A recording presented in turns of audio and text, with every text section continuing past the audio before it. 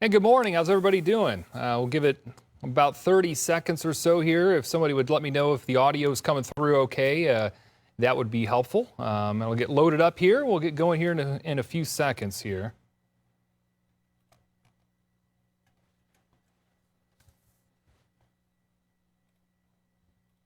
All right, looks like the video's coming through. All right, so this is Getting Schooled, and I think this is week number 6 we've been doing this here. And this is Wednesday, so the final day of this week. But we've been talking about regional weather. Today we're talking about mountain weather and what makes the mountains so unique. It's something we don't have a whole lot of around here. Most of the world has hills and rolling elevation of some sort, whether it be mountains or cliffs or plateaus. We don't really have a whole lot here. It's pretty flat for the most part, all across Northwest Ohio and Southeast Michigan. If you're not watching from Northwest Ohio or Southeast Michigan, that's all right. Let me know where you're watching from today, whether it be, again, locally here or across the country. We've had some folks kind of sharing the links in recent weeks, which is fantastic. And again, we are going to talk about mountain weather for today. And next week, I know we're kind of going back here. Now, next week's going to be a little cooler than this week, but it's not going to be wintry necessarily. But we are going to talk about winter weather. There are a lot of topics that, even though a lot of us may be thinking spring and thinking warmer, to weather topics altogether, certainly winter weather can be fascinating too, and there are some things that we haven't really discussed a whole lot of. And a big one would be the polar vortex and what drives big cold air outbreaks. But then we're going to talk about snow and snowstorms and blizzards and thunder snow. That's going to be a fun day. That's next Tuesday. Polar vortex is Monday, thunder snow and blizzards on Tuesday, and then sleet and ice storms on Wednesday. And all of those from a forecasting standpoint are absolutely fascinating because you have different layers of warm air and cold air aloft that helps to create sleet and freezing rain, or what determines rain or snow even. Thunder snow is like a combination between spring weather and winter weather mixed together, where you have lightning and thunder with snow, which is really cool stuff. And blizzards can impact a lot of people for a long period of time and just shut down whole areas. So we'll talk all about that coming up next week. As for today, we are going to be talking about the final topic here. And when it comes to mountain weather, so when we talk about or final topic here for regional weather, which is mountain weather. And I mean, you may have seen this graphic that I did show several weeks back when talking about earth science and how wildfires are ignited and so forth. But also there's a component there that's really important when it comes to mountains. Now, you could have a wildfire away from the mountains, but when it comes to areas like California, for example, the mountains play a really important role. And as the air goes up and over the mountains, as it goes up, the air becomes cooler. That water vapor that's there, the air condenses, turns into clouds, turns into rainfall or snow, and can deliver a lot of it. But as the air then goes down the mountains and descends into lower elevations, it does the opposite. That air dries out, and as it's forced down, the air heats up. And it doesn't necessarily ignite wildfires, but it can really propel them and drive in some dry, low humidity, stronger winds. And so whether you're on what we call the wet side of the mountain or you're on the drier side of the mountain, you can have drastically different weather impacts. And sometimes this can change in a very small period of time. One of my jobs that I've worked in several different locations across the country. I've worked here, obviously, in Ohio. I've been here several years. I've worked in Indiana, worked in West Virginia, and we had some counties in Virginia, and also in Arkansas and Oklahoma. But when I was out in Virginia and West Virginia, we were up there high in the mountains. In fact, I think our elevation was, I'm trying to remember, I think the city itself was like 2,500 feet above the ground, something like that. But our mountains, the Appalachian Mountains, aren't nearly as big as what they've got out in the Rockies. But when you start getting up there at 5,000 feet, and a little bit higher, you're up high enough to start to create some much different weather altogether. And they would have what we call upslope snow events there. And you could go on, there was a ski resort called Snowshoe Ski Resort there that got a ton of snow. It's kind of out in the middle of nowhere. Maybe some of you are even familiar with it. Maybe you guys have been down there to ski if you're big skiers. But this ski resort would just get bombarded with heavy snow.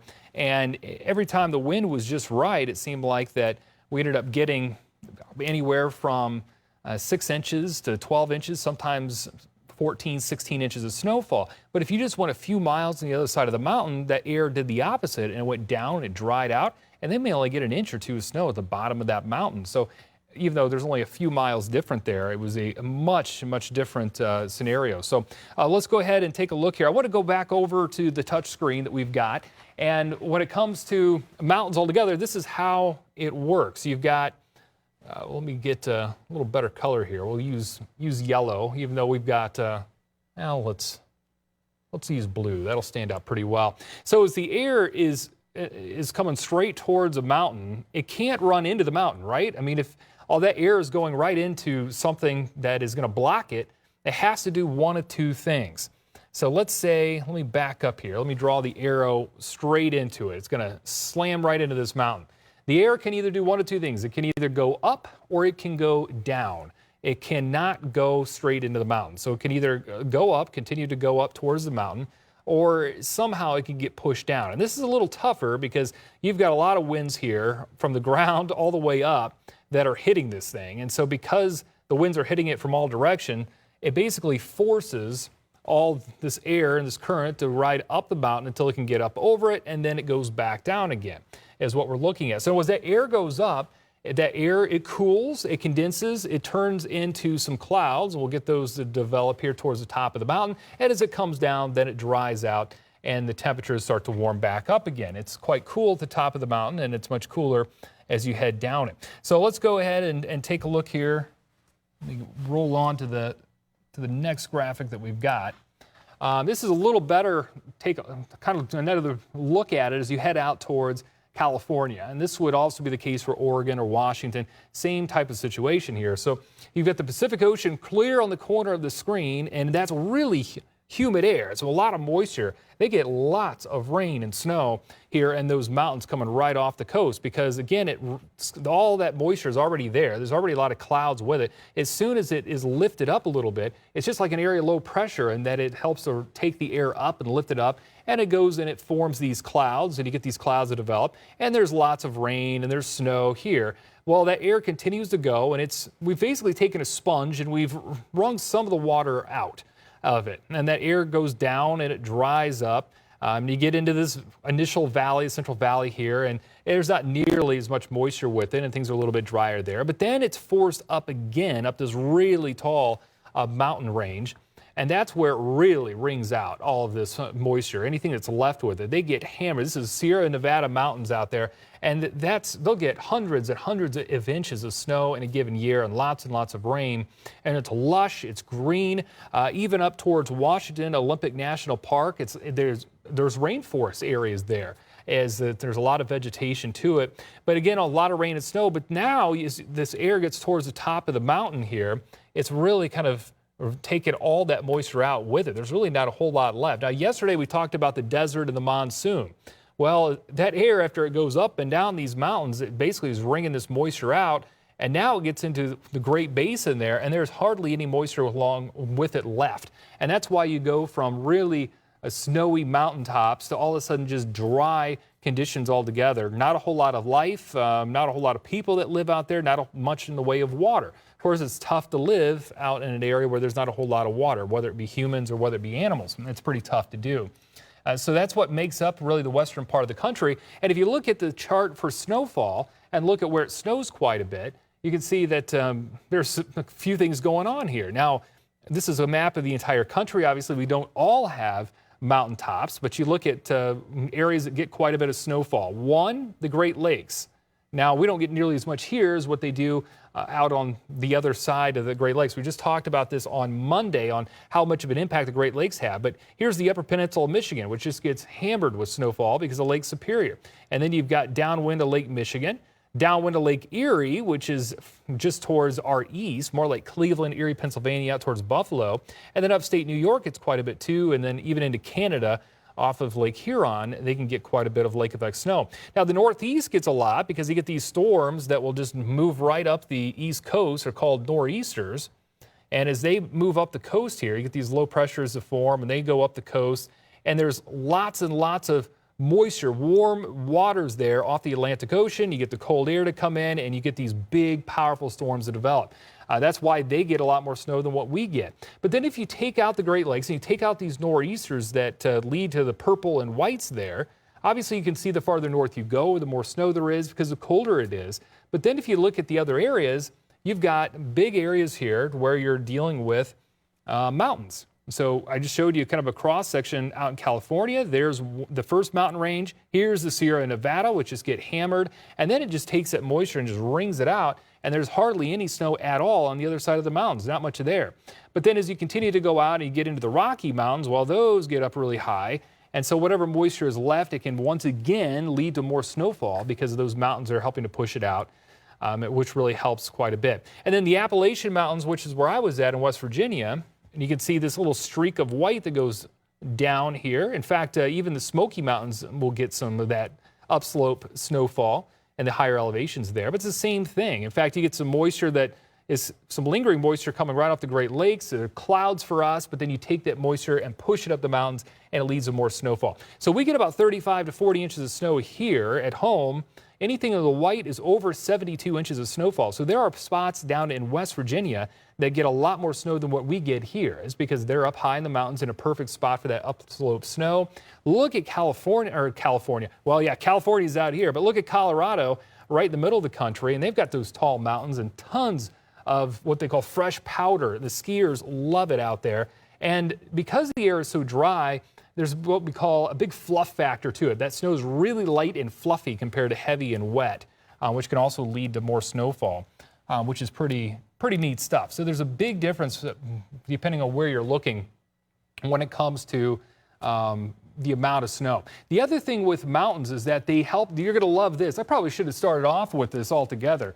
It's neat what happens with the weather, with the lifting of the clouds and coming back down with the rain and snow. But look at these clouds. They look like they're UFOs. We'll call them UFO clouds.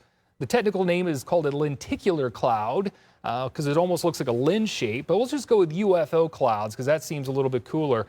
But these, a lot of times, if the conditions are right, will kind of form on top or just downwind of these big mountain tops, and the mountains themselves are helping to lead to these clouds developing, which is pretty neat stuff. And sometimes they can lead to rain and snow and so forth, but more so than anything, they're just kind of really neat clouds to look at. And again, the mountains are helping to produce them because as the air goes up and over the mountains, it causes turbulence. If you've ever been in an airplane ride and it kind of bumps around a little bit, the airplane does because of turbulence.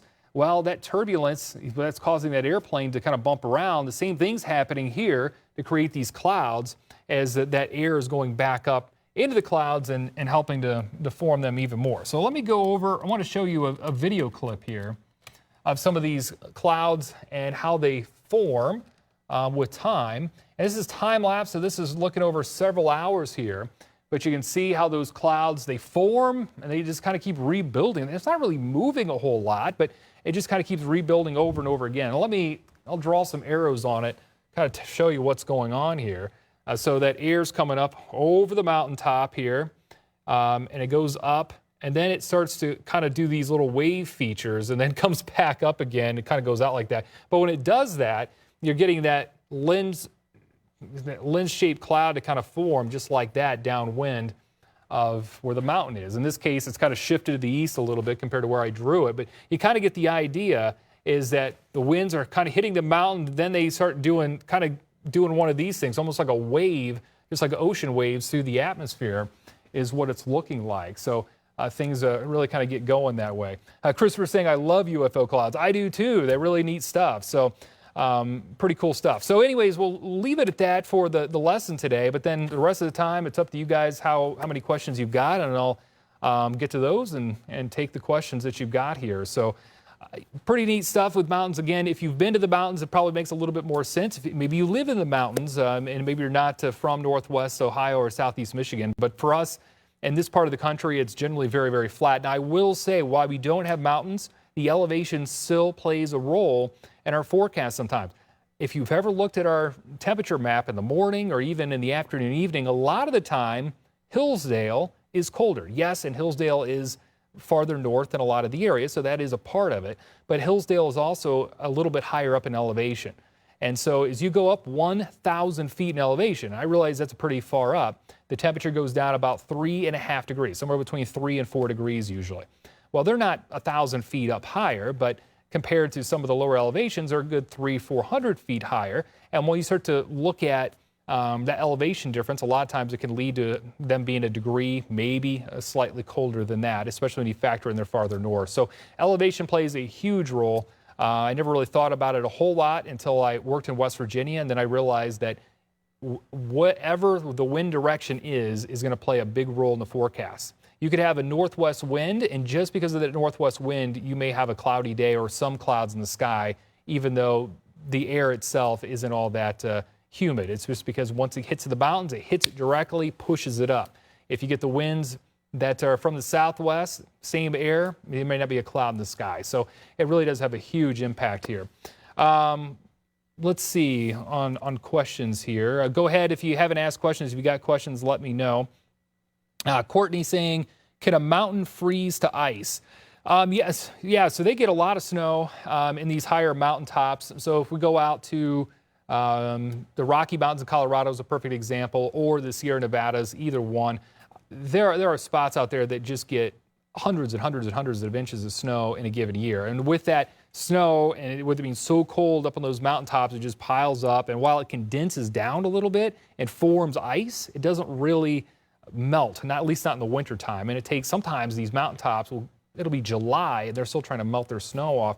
So the mountain itself, the mountaintops, a lot of times will that snow compact down into ice, almost like a mini glacier, even though it's not, but it's kind of the same process. Where you do get high up in the mountains, say in Alaska, where you get these glaciers to form, the snow and ice builds up and it kind of slides into the valleys, and it'll continue to produce that extra layer there. So most of the mountaintops will build up the snow. It'll kind of come down into snowpack and ice pack, and then eventually will melt off as you get into the summertime. But you bet, yeah.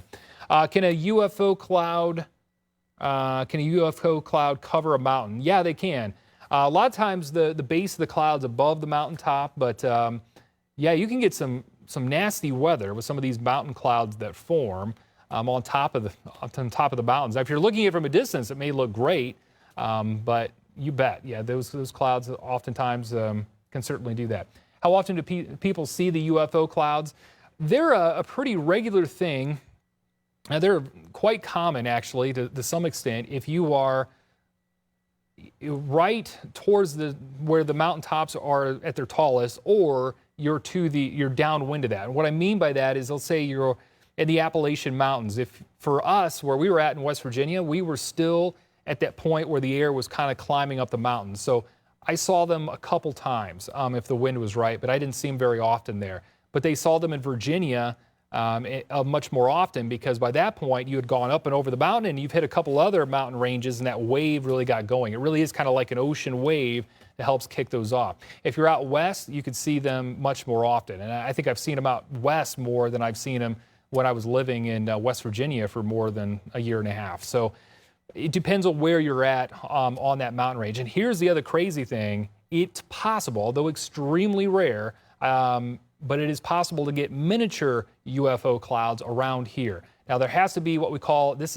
gets really complicated to explain, but it's called a gravity wave. Basically, it's something else in the atmosphere that'll kick off one of those waves that'll circulate around. You can't see it in the air, but if it does kick that off, it can lead to a series of those little miniature ones around here. But to get the big ones like that, you really need the mountains to kind of help you out. Let's see here. I don't know if we've got any other questions or not. If there's a question I haven't answered, go ahead and send it in here. All right, I'll give it just a few more seconds. It looks like that's it. Just a reminder, let me see if I can... Let me go back and show you the lineup again for next week, just to make sure there's no other questions coming in. But again, next week we've got on Monday the polar vortex that we're talking about. And let me see my notes here.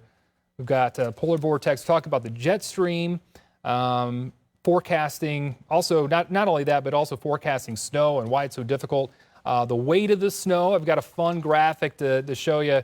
How much snow it takes to collapse your roof. It takes a lot. We usually don't have to worry about that here. But anyways, we'll talk about the weight of that and basically how that stacks up. And sometimes if you're in the mountains, you get tons of the snow. It might be like throwing an extra car or something on top of your roof. It can really get a lot of weight there. By the way, if you've ever been to the mountains and notice a lot of the times and where it's really snowy and cold, they have roofs that look like this, like an A-frame, but instead of the roof being a little bit flatter, it's real steep. And that's because that snow, when it falls, it can slide right off a little bit easier, and it can't accumulate as much snow. That's the whole point of it, which is pretty neat. But again, Monday, polar vortex, snow, forecasting snow, ice thickness, the weight of snow. So we'll get to all that. And then on Tuesday, thunder, snow, and blizzards. We'll talk about the blizzard in 1978 and why it was such a wild storm, and if it can happen again. And then on Wednesday, sleet and ice storms. I'll talk a little bit about... I've got a story to tell you too about one of the worst ice storms in U.S. history, and how I was there for it down in Arkansas, out of all places, and just kind of describe what that was like. Pretty wild stuff. But let's see. Oh, can a UFO cloud turn into a cumulonimbus cloud? Not. I mean, they are. Not really. I mean, it's these UFO clouds, the lenticular clouds, are usually more of a stationary type of cloud. They can lead to precipitation, but usually they don't. Usually they don't take off and turn into severe weather or anything like that. But they can produce some precipitation. But they're a unique cloud altogether that is really neat. I get excited anytime I see them. But any other questions, if you can think of them, just hold on to it, write it down, bring it next week. We'll get to that. But yeah, I can't wait. We'll talk about winter weather next week. And then for the last couple of weeks, we'll be talking about world weather and some of the different things that take place around the world that impact our weather here at home. And also we'll look ahead to the summer season and tropical weather. So if you like hurricanes and tropical storms, we haven't forgotten about you. I've just placed that a little bit later, a little closer to the beginning of tropical season. So have a good day. We'll see you later.